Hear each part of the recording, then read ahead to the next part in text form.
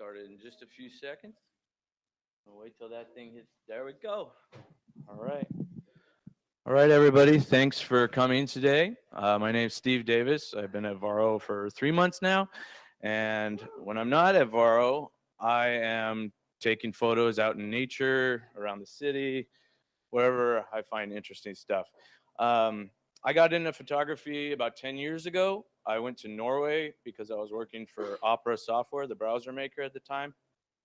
Ran into a guy there who had a big DSLR, and this is before everyone else had DSLRs, like everyone seems to these days. And I said, "Why do you have that? What does it do?" I have this little compact camera.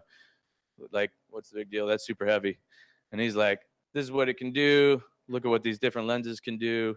There's a lot of stuff that like iPhones can do now, but we couldn't do back then. So I was like, "That's really cool." Came home, bought my first camera, bought a little $500 Canon DSLR, started shooting, started making a lot of mistakes, started doing in the field workshops with some pros, and just gradually learned and got better. And I'm continually working on my skills. So today we are here to learn the basics of photography, the basics of exposure. We're going to learn about the exposure triangle, which is shutter speed, aperture, and ISO. We're going to learn about some good elements and tips for composition, how you lay out your subjects in a shot. We're going to go over some post-processing. I might do another class on that because that's just a whole big thing too. But just like software you can use and general tips on that. And then going over some of the equipment you can have and build up as you develop this hobby.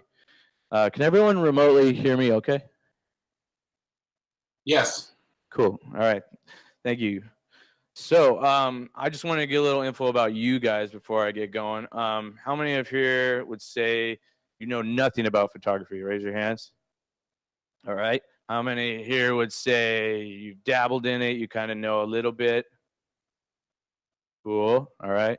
Anybody think they're like pro level, semi-pro? I'm raising my hand, Steve.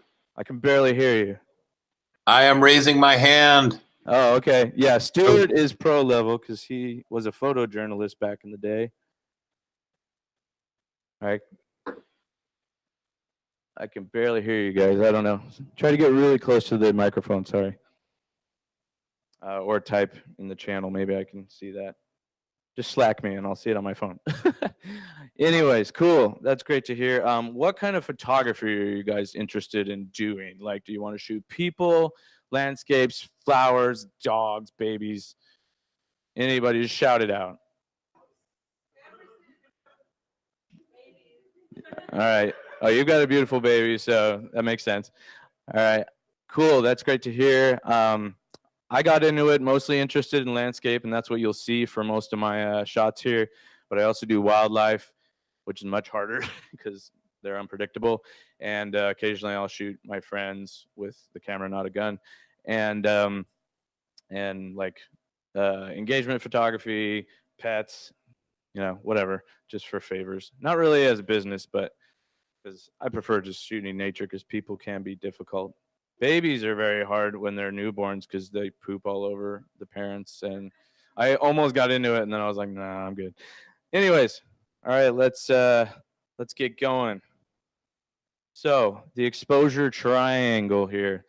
It's kind of a complicated thing, but it's kind of like driving a stick shift. You grasp it after practicing enough. So you have aperture. This is the opening of your lens. You can see lower the number, the wider open.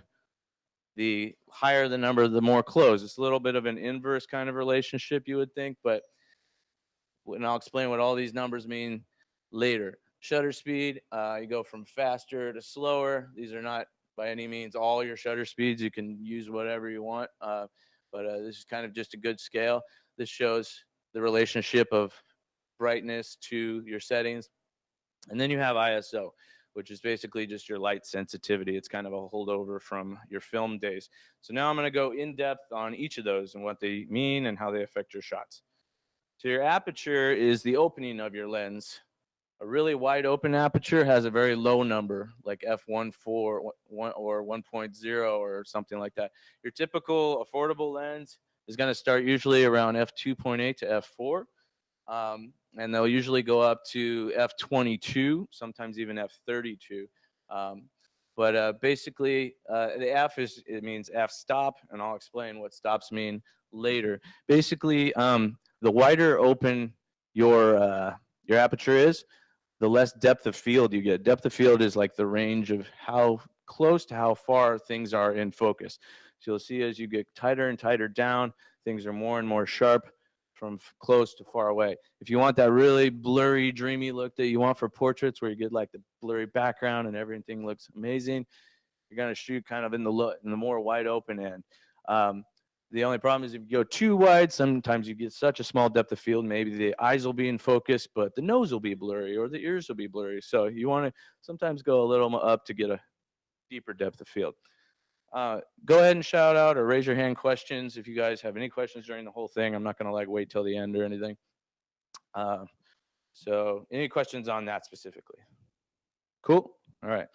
So aperture and brightness, how does that relate? So a wider aperture, which are the lower f numbers, means more light will be let in by the lens simply because the opening is larger. Think of it as like a funnel that you're pouring something through. So this is a really overexposed shot. Obviously, the aperture was maybe too wide open to have a balanced exposure.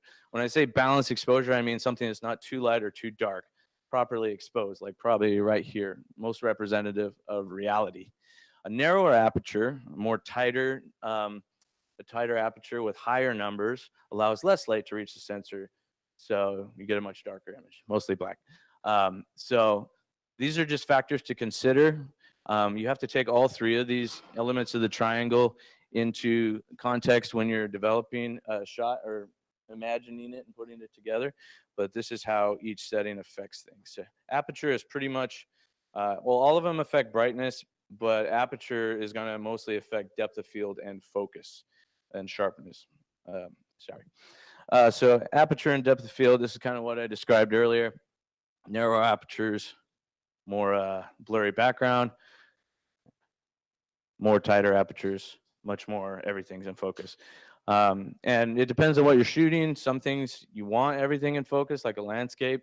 Everything should probably be pretty as sharp as you want, but maybe this will be more for like pets, people, different kind of shots like that, where you want a less distracting background. Also, you would think, okay, I want everything in focus. I want everything sharp. So why wouldn't I just shoot at f22 or my smallest aperture all the time?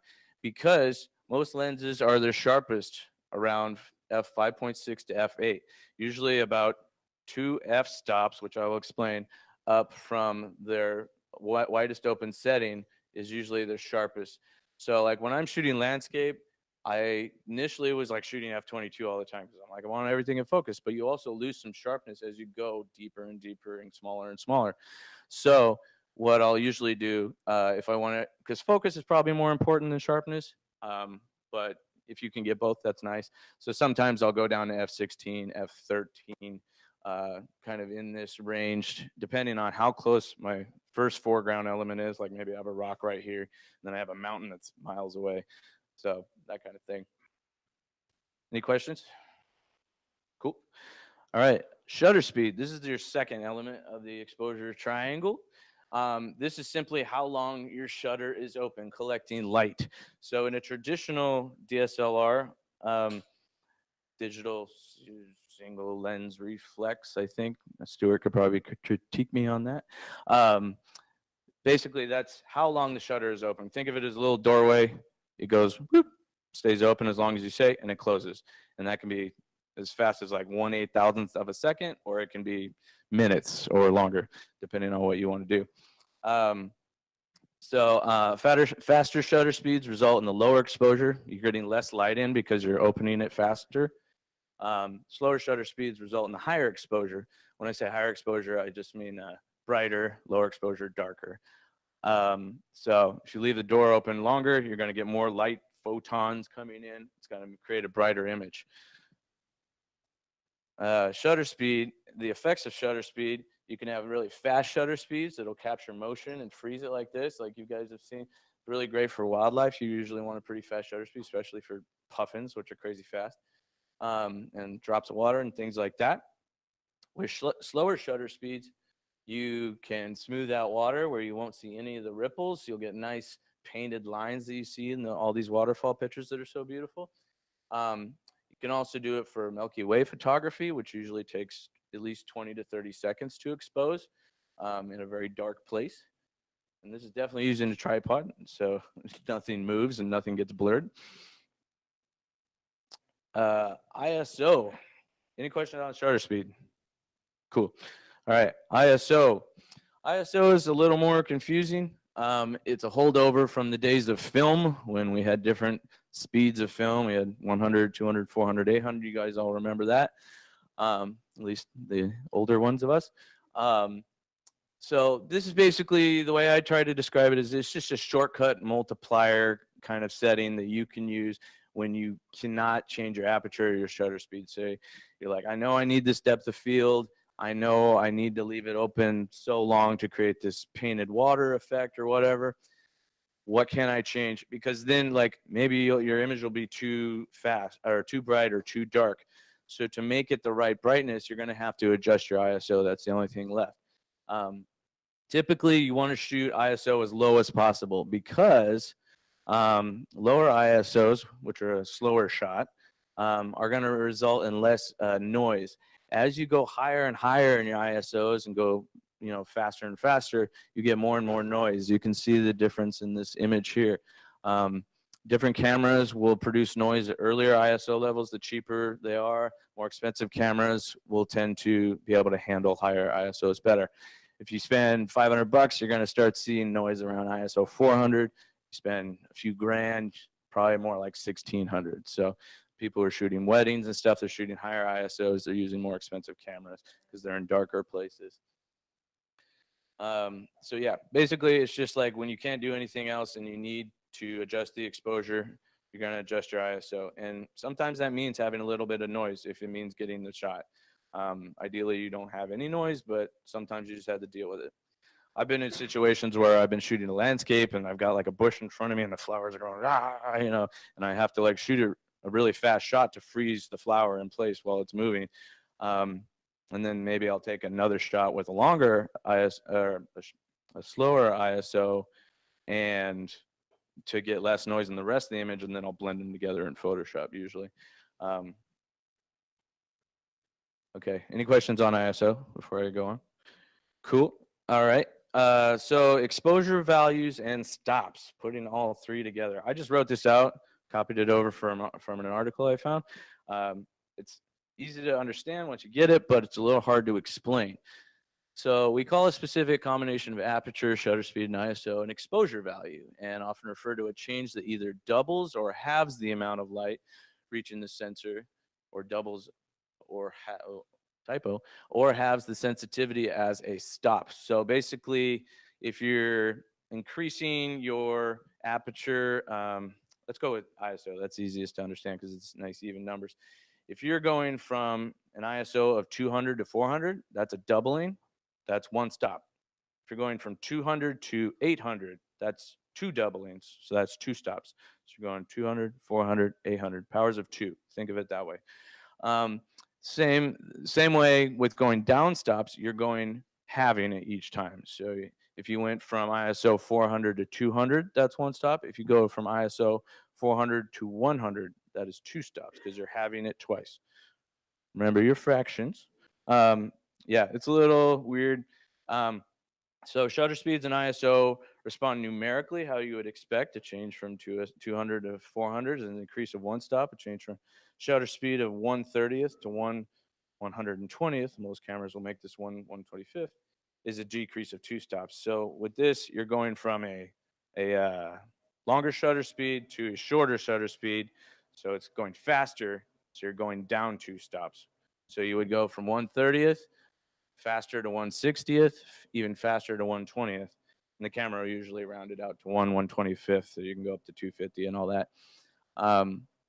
So f-stops, which correspond to aperture is where it gets a little confusing. are arranged in a geometric series that roughly approximates power of the square root of 2. In other words, in the following sequence, each new f-stop represents a decrease of 1 stop. So you go from 1.4 to 2 to 2.8. You can see that these are doubling, and so on. So it's like, how do you intuitively work with doubling or having to stop? You don't. You just memorize this sequence. It's a little confusing at first, but it will become second nature very quickly. Any questions on stops? This is probably the most confusing part. This is basically just a halving or a doubling of light, and you can do that with all three of your settings. You're just halving or doubling the number for shutter and ISO, and with aperture, you're basically just jumping from these different apertures. There are also in between apertures. You can do like an f9 something, and those would be like thirds of a stop, things like that. So it's a little weird, but once you're in the field and doing it, you'll figure it out pretty quickly. All right. This kind of demonstrates how all three can come together. So in this shot, we have a very fast shutter speed, 1/1000th. We're getting slower and slower and slower and slower, 1/130th. So you see how these are all properly exposed. They all have the right amount of light coming in, but they're all using a different balance of these three numbers. It looks like it's always ISO 100 in all these shots, so you don't really have to think about that. But you can see how changing the shutter value, like if you go half down, or I mean, sorry, you're going up one stop right this way because you're doubling the shutter time. It's a little confusing because it's a fraction, but yeah, you see how this is double the amount of time. So because of that, you're if you don't want an overblown shot, you would have to also compensate by lowering your aperture.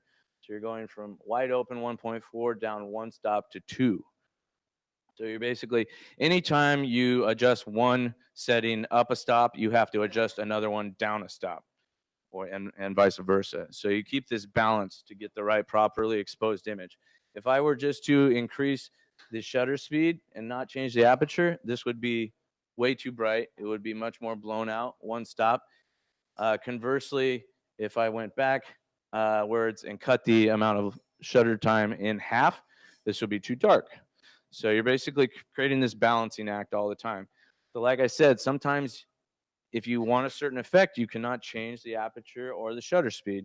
So what do? You change the ISO.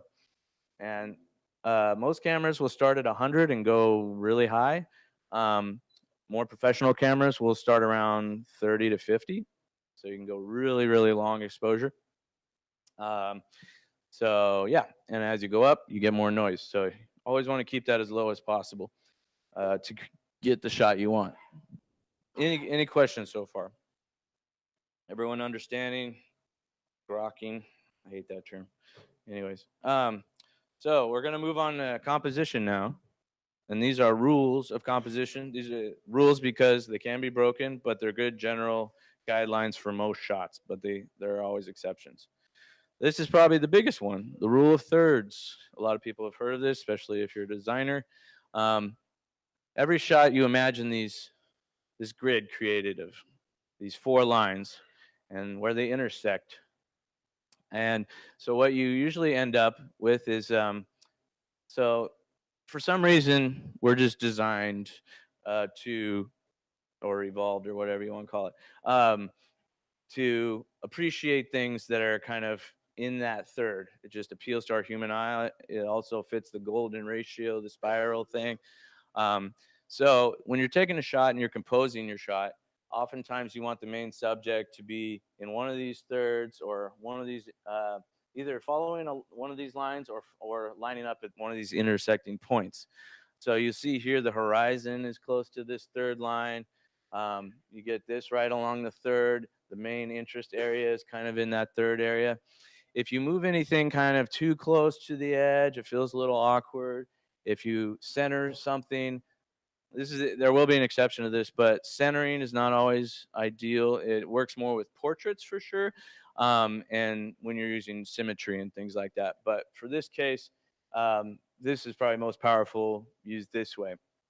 It just looks good. As you start to photograph things, you'll notice that things kind of feel better when they're lined up near these lines and points. if even you guys have watched the show Mr. Robot, they like to violate this like crazy. They'll put like the person like facing in this corner, but facing that corner. It's so irritating to me as a photographer, and it's a little cliche now that they've been doing it forever. But yeah, when you have like a person, especially, you kind of want them facing. You want them in whatever third they're in. You want them usually facing the wider area of the shot. So if you have a person over here, you want them facing this way. If you have a person over here, you want them facing that way. Just feels weird to have them kind of facing the edge of the screen. Um, and it also kind of tells a story too. Like if you're a person looking this way, kind of like, oh, I'm looking forward in my life, and I'm going this direction. And if you're doing this, it's more like, oh, I'm thinking about the past, whatever. There's all these subtle little things that people do in setting up their shots. So there's also leading lines can be really important, especially in landscape photography. So like with these shots I took, um, you get like this line of the water kind of leads the eye back. This one's kind of like an S curve. It follows these rocks and goes back here. And you kind of want to think about where you place your subjects. Like, what are your main subjects? Here for me, it's like that and this rock. And usually I like to have them kind of like diagonally and not like right under each other. Um, so kind of trying to create a relationship with that. This is kind of doing the same thing. We got this kind of focal area of the Cascades, and we got the waterfall in the background. So you want to lead the viewer's eye through your shot, right? You want to get them interested. The more they bounce around, the more they're going to get attached to that image. And this color representation is terrible on this TV because it looks much better here. I promise I take better pictures. Um, so this is where the rule of thirds is a little violated with symmetry. This is a town called Verona, which is on an island outside of Venice, Italy. They have all these really cool, brightly painted houses, and symmetry is one of where it violates it. This is nice because when you have a centered kind of focal element, but you have a balanced supporting elements on the other sides, that's when you can kind of break that rule of thirds. And even then, I kind of put these in this upper third. So um, not like there was much other options with this framing, but it works. Um, so symmetry can be really cool. You can do that with a lot of man-made objects or trees or whatever. Patterns. Sometimes you can get really close up on something, and kind of this is like I have a much wider scale shot of this is Proxy Falls in Oregon, but I just felt like, oh, I want to shoot close on these rocks, and then I made it black and white just to kind of emphasize the contrast and stuff, and so that just came out kind of cool. People don't really know where it is, but it's kind of a nice bathroom kind of photo where it'll make you want to use the bathroom, and I don't know, but anyways. So look for patterns in not only nature but in man-made stuff, mosaics, tiles, bricks, whatever, stairs, all kinds of stuff. Depth. So when you want to, especially in landscapes, um, it's kind of cool to lead the viewer's eyes from the front to the back. So creating interesting foreground elements, interesting background elements, lots of layers in between that create interest.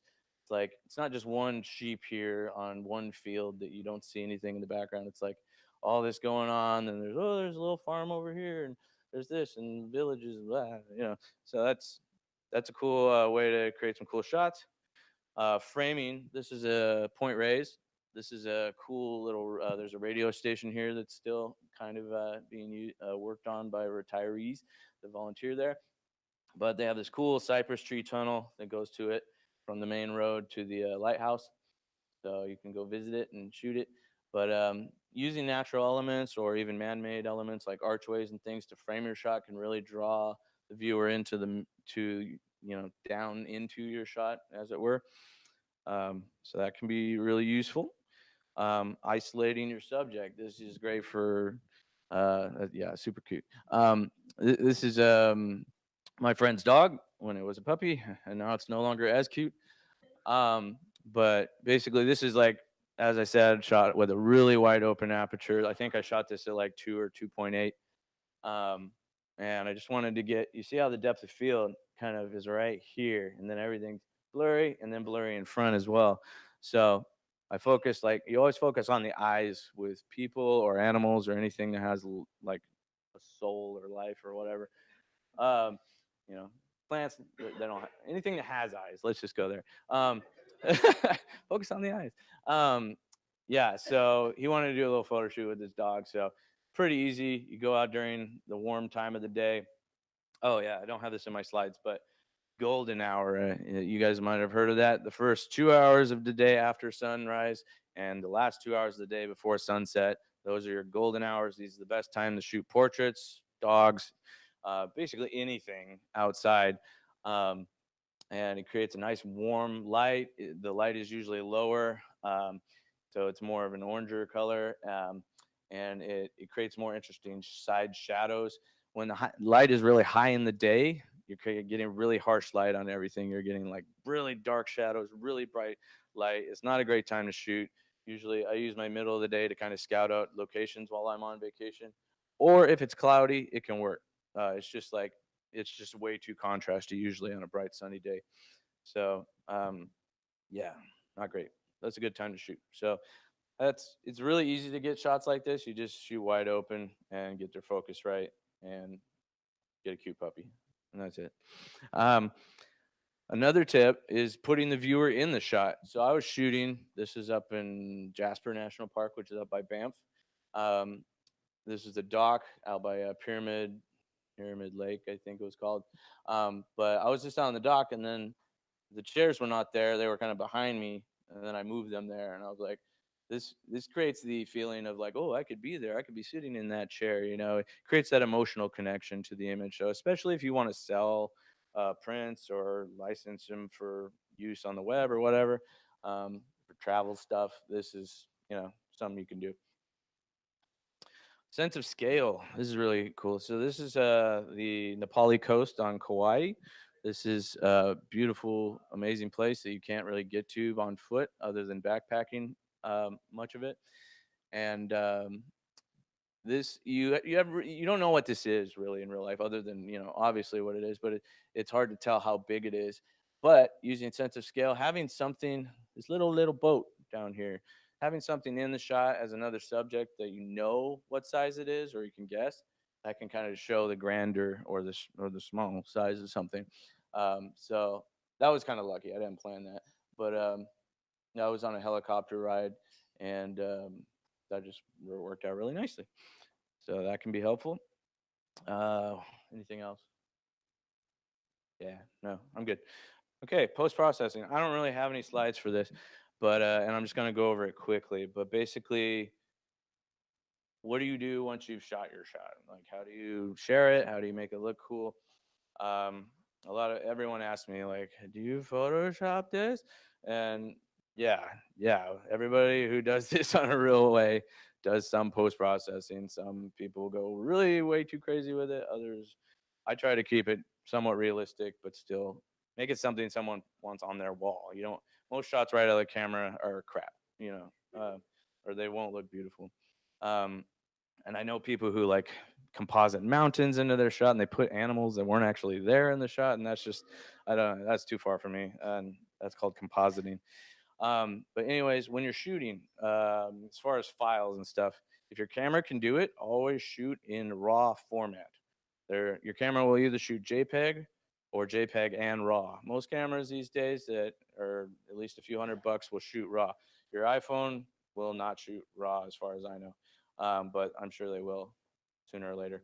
But RAW, basically, a JPEG is what the camera does on its own to the photo and then spits it out based like all those little like settings you can set like landscape format or night mode or whatever. That's doing a bunch of like pre-configured kind of templates and then spitting it out as a JPEG. When you shoot in RAW, you can actually open that file later on your computer and mess with a ton of sliders.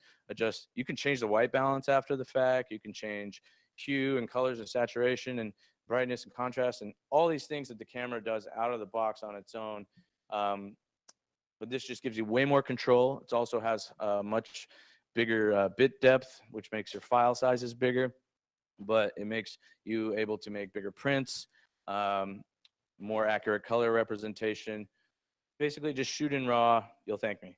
But shooting in RAW does mean that you have to learn how to post process. I mean, you can't just throw it in a Lightroom and you can hit auto and get a decent shot for most things. But if you want to have more control, that also gives you that ability. So yeah, always shoot raw. And then as far as software goes, when you put it in your computer off your memory card, what I tend to use, I used to use Photoshop all the time, and now I use mostly Lightroom with a little bit of Photoshop.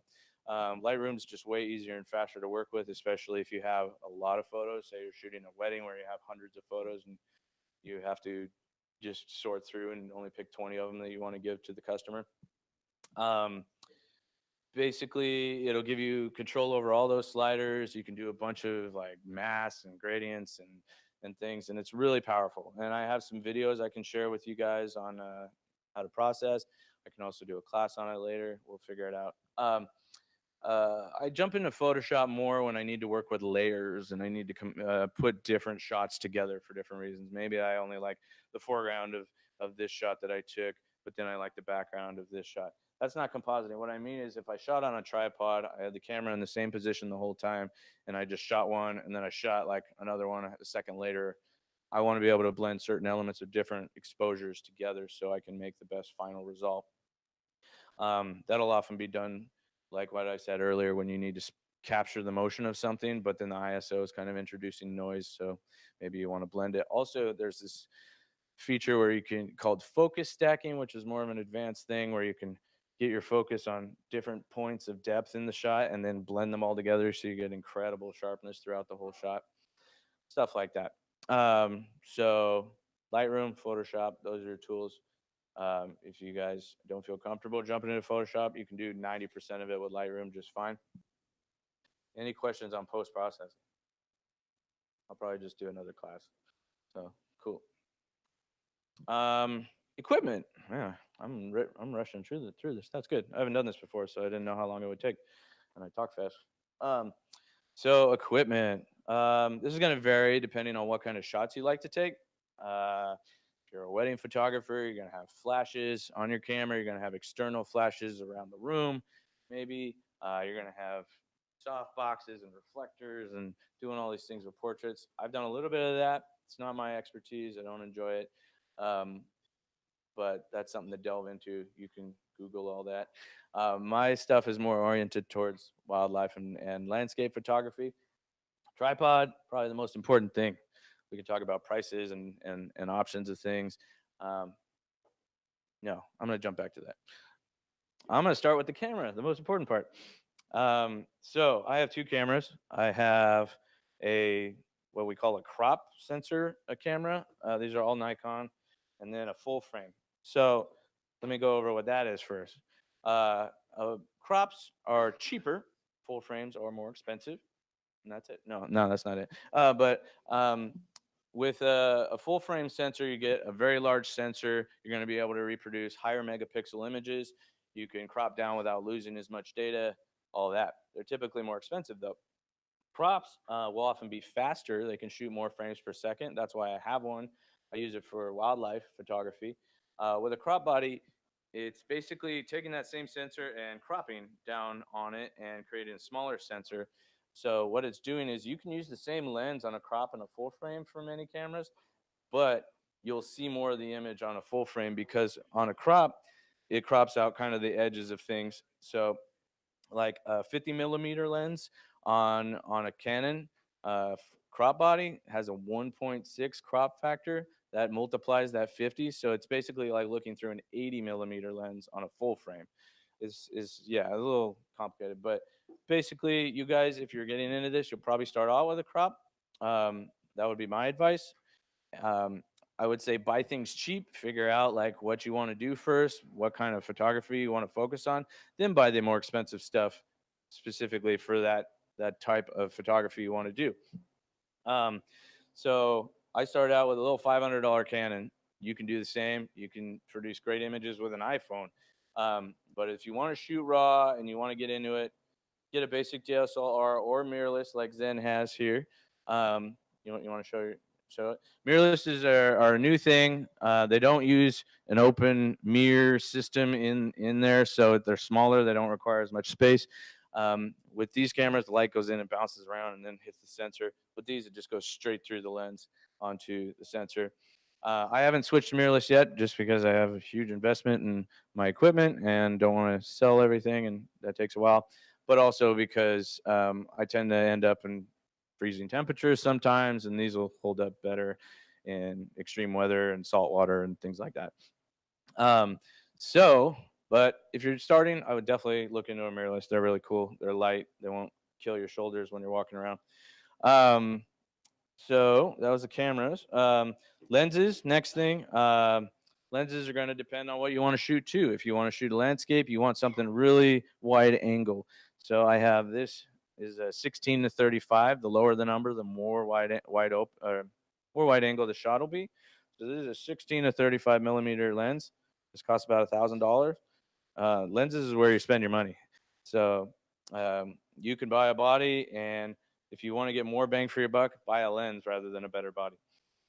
Then I have this 24 to 120. This is kind of like a general, covers all the bases, won't go super wide, won't go super far. But if you just have one lens you want to shoot around with and not carry everything, that's great. Um, and then I have this 200 to 500 beast, which is 5 pounds by itself. Um, and this is great for sports, wildlife, anything far away that you don't want to kill you with its jaws. Because I've shot grizzlies and wolves and other things, and you don't want to get close to them.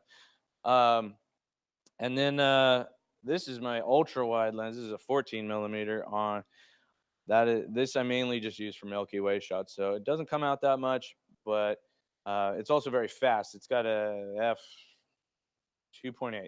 So most lenses start around 4. 2.8 gives you an extra stop. That means you can take twice as fast of a shot, and that'll allow you to. With Milky Way shots, you have to take a longer shot, and you have to do a pretty high ISO. So this will allow you to cut down on your noise. So this is a little like $400 Chinese lens. Nice option for that kind of stuff when it's super niche. Um, and what else? A shoulder strap. Ooh. Don't look like a noob and wear the one that comes with the camera with the logo on it. Don't wear it around your neck. You look like a dork. I'm gonna make fun of you. Um, this is like an $80 strap. It's stupid, but this goes over your shoulder, and then it's got this cool little slidey part. You can just go. Yeah, it makes you feel pretty badass, even though you're not. Um, but that's nice to carry around when you aren't lugging a backpack around and you're just doing a little hike or something. I have this backpack that's specifically for photography. It's great for little multi-day hikes, and it also opens in the back and has a lot of options, little pockets. And then this came with it, my little padded container, and I've got an intervalometer. This is for if you want to eat a sandwich while you're shooting. You just have it automatically take pics for you on a set interval, or you can do it for time lapses or very long exposures. A typical camera will only let you take a 30-second exposure. That'll be as long as you can go. If you want to shoot longer than that, you can make this hold it down for as long as you want. So I'll often set that up like an hour before sunset, just shoot every 3 minutes, set of pictures once I've locked in my composition, and then I can have a snack. It has, no, it's magic. No, this is just a little port, and it connects right here in the front there. Pretty straightforward. Some of them are even Bluetooth and wireless, and they've got all kinds of cool stuff these days. So that's a cool thing. Got a bunch of filters. These are basically ND filters. ND filters are basically just sunglasses for your camera. They basically just make the shutter exposure longer. So maybe you want to smooth out water, or you just want to take a longer shot and you can't really change any of your settings for some reason. NDs will just basically darken things. So yeah, you can. That's a great example. Zen said that you can use it for long exposures during the day when maybe it's too bright to shoot a 4 minute shot, which normally it would be. But you can get extremely dark ND filters that allow you to do that, and then you can get streaky clouds and all kinds of stuff in the middle of the day, which is pretty cool. Yeah. So I'll get into that next. I actually have a polarizer on this one. They're not that special looking. They're just a glass circle. But polarizer is basically like polarized sunglasses. It'll slightly darken the shot, about a half a stop, 2/3 sometimes. It'll give it a certain color cast. What it primarily is used for, usually by landscape photographers, is that it cuts out reflections like your sunglasses do. So very important shooting like water things that'll reflect a lot. Waterfalls, if you want to get that cool, like see through the water and see all the stuff underneath, you want to turn your polarizer on, use that. Polarizers you actually like spin on the once it's on the camera, and it'll give it varying degrees of strength basically. It'll make your skies bluer. It'll make your clouds pop more. It makes everything look better, honestly. It takes off the sheen off of like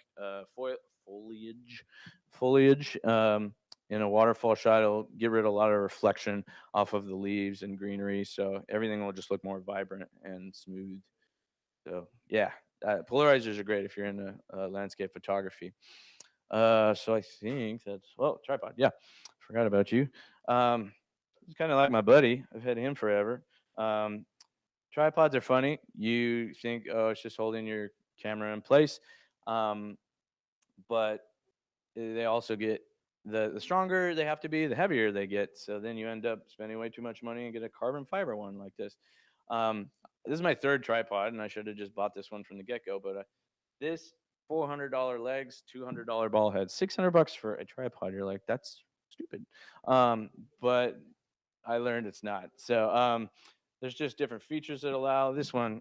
This one has all these things. You can articulate each leg in different angles and lock it. You can also adjust these segments and quick twisting.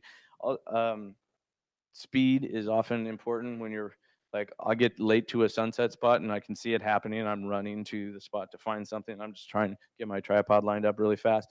Um, so I spent like $100, got a little Manfrotto like travel tripod with 5 segments in the legs, and it only went up like this high, and it lasted me like 6 months. And I was like, well, I mean, I still have it, but it was not great and it was fragile. So then I spent $200 and I got an aluminum tripod, like of this strength, but it was super heavy. So then I spent $600 on this, and pretty light. I mean, it's still heavy, but it's super strong. I've had this for like ever, and it's still kicking butt. I've never cleaned it or anything, so I love it. Um, so that's I would say, if you know what you want to do, just go ahead and invest in the best version of that thing, and you won't spend as much money in the long run. Uh, Tripod. Okay, say, why do we use a tripod? Okay, so if you basically anytime, no matter how much you try to hold a shot, still you're gonna get a little bit of shake. You're gonna get a little bit of blur. Um, that you can do, well, not totally true. If you're shooting fast enough, you can freeze stuff, but often with like landscapes, for me, I have to shoot longer exposures, which means hand holding will introduce some shake and blur. You might not see it on a web screen or something, but you will see it when you blow it up into a 4x6 canvas on your wall. um, so tripods hold everything super still. um, Especially if you want to take more than one exposure for the same shot, like, and blend them together. You don't want anything to move in your shot, obviously. You want to be able to just layer them up in Photoshop and mask them all together and stuff. So, and it's also really important if you just want to lock in a composition and then go eat a sandwich or whatever, have a beer. So you can just leave it. You can have it set up for like 2 hours. Come back, hit your little remote shutter so you don't even touch the camera. You're gonna get the same shot, but mostly, well, the same composition. Um, Also, these remote shutters are really great for reducing shake in the camera. Even pressing the button can make it shake a little bit. So when I shoot, I'll often, if I don't use this to reduce shake, I'll put a 2-second delay on this. If I want to really like capture stuff really at the moment, like maybe I'm shooting an ocean scene in the waves and I want to hit the wave right when it's doing a certain thing, I will use this, and then I'm just like, now. But otherwise, I can just be like, take it in 2 seconds. So that's really helpful for that. Oh, what else? Any questions about anything while I think about? Yeah.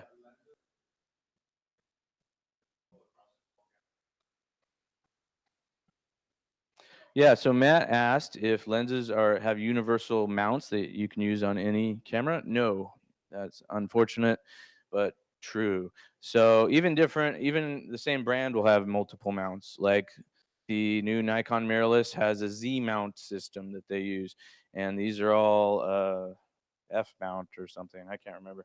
Um, and even older Nikons will have different mounts. So when you do switch to, if you do switch to another line, then you usually have to go sell all your lenses and buy all new lenses, which can be a kind of annoying. Lenses do retain their value pretty well though, because they're good, pretty solid overall.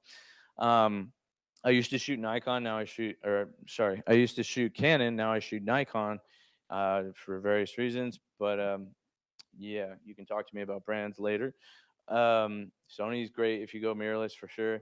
The Nikon's mirrorless looks pretty good right now. Um, but yeah, I've had to switch them out. If I go mirrorless, I can keep these lenses, but I have to buy an adapter to mount it on, and then sometimes you lose functionality when you use an adapter, things like that. Yeah.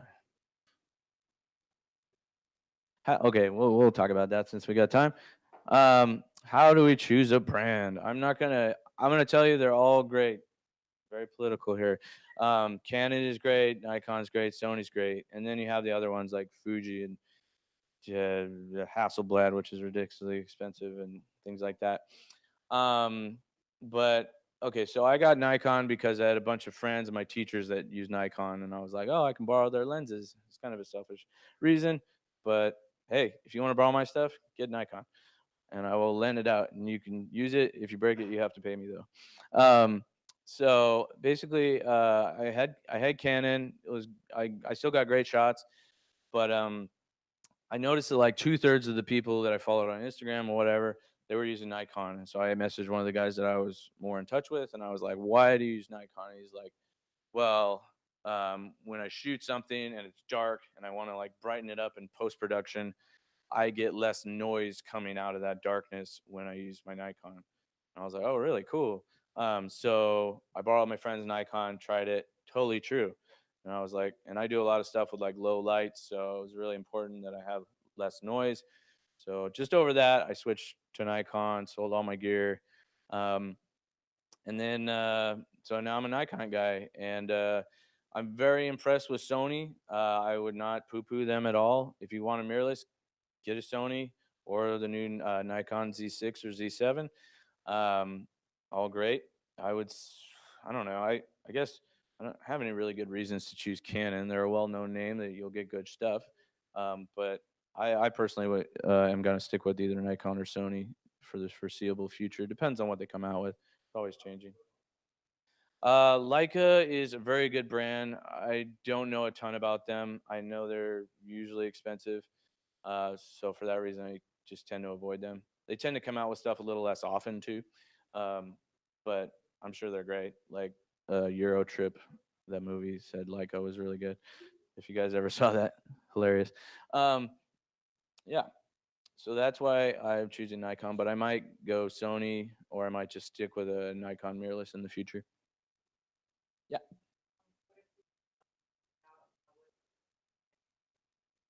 great question.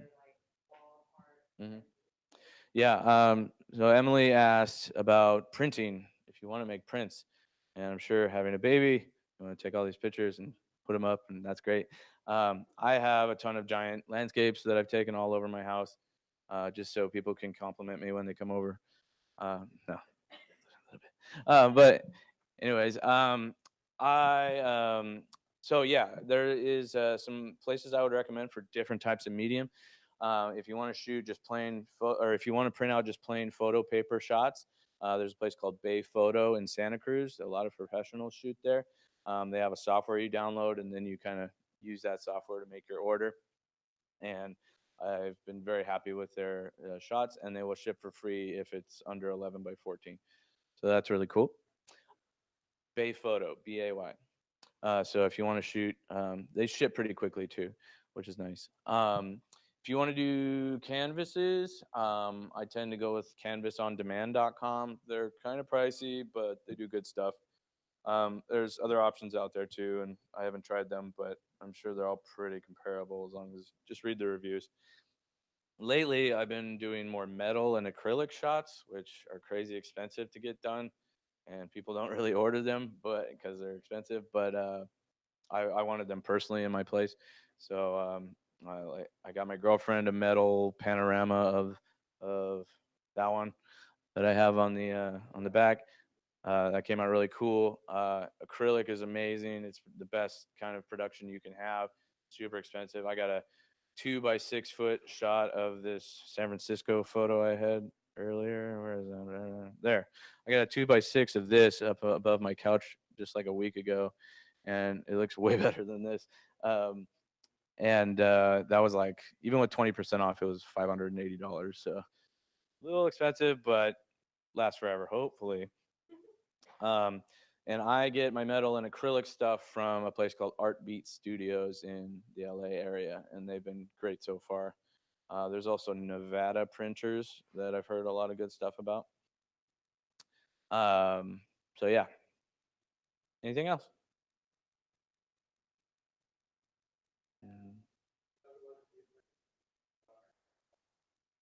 Yeah, I can go into more detail about the difference between DSLR and mirrorless. So can I grab your stuff real quick? Your camera, not your stuff. Um, anyways, HR, hi. So anyways, sorry. Me and Zen, we're cool. Anyways, so DSLRs, obviously bigger, heavier, mirrorless, much lighter, less bulky, ideal for carrying around. DSLRs batteries will last much longer. They will last, several like 1,000 shots, whereas this will shoot maybe 200 shots on a battery. So that's something to consider. Batteries are about the same price too, so you're gonna buy a lot of batteries with a mirrorless. That's the only downside that I've noticed. Um, yeah, quality is pretty comparable these days. Um, I mean, DSLRs have great, amazing quality, always have. Um, mirrorless is now pretty much caught up, and a lot of pros are shooting mirrorless. So no downside with shooting mirrorless really, other than the battery thing. Yeah, and like I said, mirrorless, there's no mirror, so the light just comes straight in, whereas inside a DSLR, it bounces off a mirror and then hits the sensor. So a little faster, less parts involved, stuff like that. Is that good? Cool. Yeah.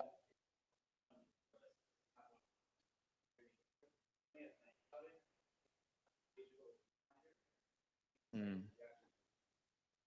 Yeah, Andrew made a really good point that on a on a mirrorless you have a digital viewfinder usually, so you're seeing all the things kind of live as you change the settings.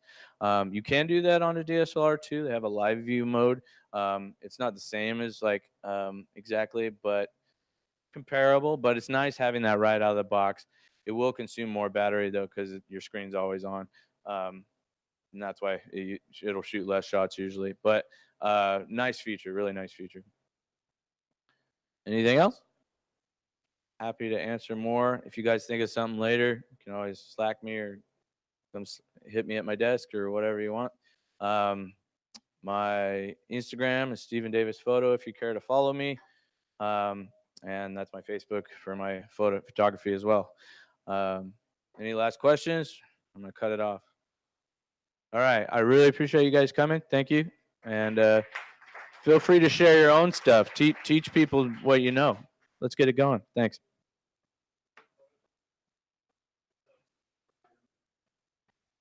What? We do have a photography channel on Slack. Is it called photography? Yeah, photography. Easy. I think I set it up. Yeah. So yeah, go there. We'll try to set up some walkarounds, some meetups, go shoot out during the weekend, whatever. Also get a drone. Drones are really cool for photography. I've been doing that more. They're expensive though. Cool. Thanks guys for joining on the phone. No questions from you? Okay. All right. Thanks so much, guys.